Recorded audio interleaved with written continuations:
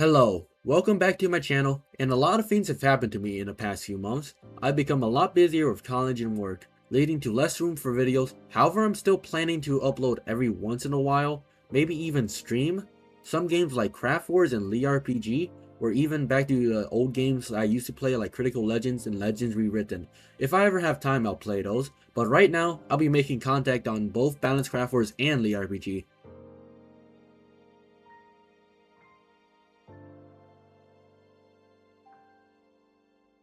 First things first, I still plan on releasing the Stronghold macro video, but I have been very unlucky with over 1,000 and a half with no arbitration runs.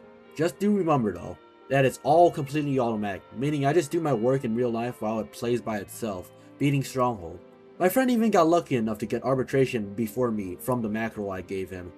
Anyways, I'll show you a screenshot of how he got it and how many runs it took. But back to some things I wanna talk about. My upload schedule might be completely random, but I only make videos in my free time. If not, I'm usually in a call with some friends having fun. Another update is that I got the Area Astra and Balanced Craftwars. If you did not see the community post, since BCW is currently working on a biome rework, the Stronghold macro is probably going to be the last video I'm going to make due to lack of content, because they're not going to update it for an entire year, I think. So look forward to more Lee RPG content.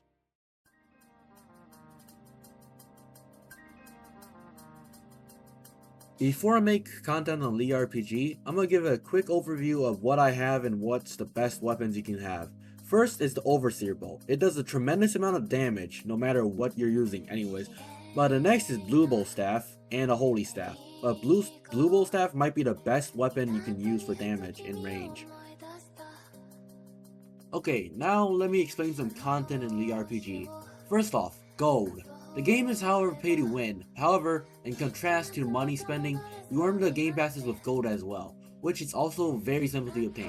A way to farm gold is just opening a lot of platinum or above chests from Stolen Quest or Blue Bow, or a party by you or yourself. I usually sell over 1 million gold over items every 15 minutes, but those are items just excluded sometimes, like Holy Staffs, which sell for a lot more if you actually decide to sell them. Here's a quick time lapse of how much gold I earned from doing quests from Solent in 10 or 15 minutes.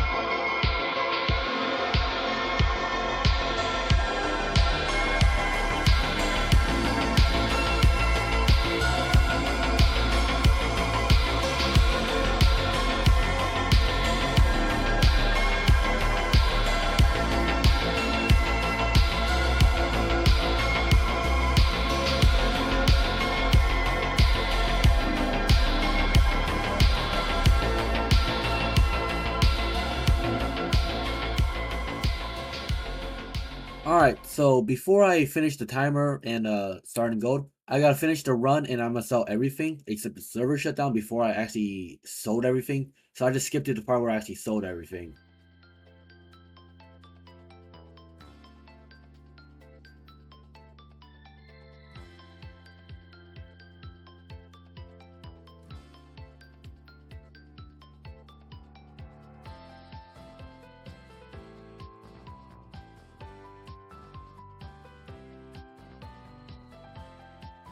Anyways, you guys get the gist of how easy gold is to obtain. I just bought some artifact chests with the gold. since I need a Serai. But anyways, I want to showcase some features such as stats as well as traits. So stats, you can increase them by using stat points, and also with relics and artifacts. You can basically multiply your stats by like tenfold if you actually use all these correctly. There's another way called sacrifice, which actually increases your stats by a crap ton too, if you actually have enough. I don't recommend this if you're farming for gold, because I turn these all off so I can farm gold instead. But maybe if you don't need any gold, and you can pretty much sacrifice any weapon you want. But another option is also, which I spent over 35,000 Robux on since its release. So I'll show you an example of how much openings I got when it released. But I spent 35,000 Robux on traits. Traits, you might be wondering why it's like I spent that much. But back then, gold was actually harder to obtain, and also traits were a lot harder to get because there was no pity or anything. But now gold is a lot easier to obtain, and there's also a trade pity. I'm gonna go to trade pity.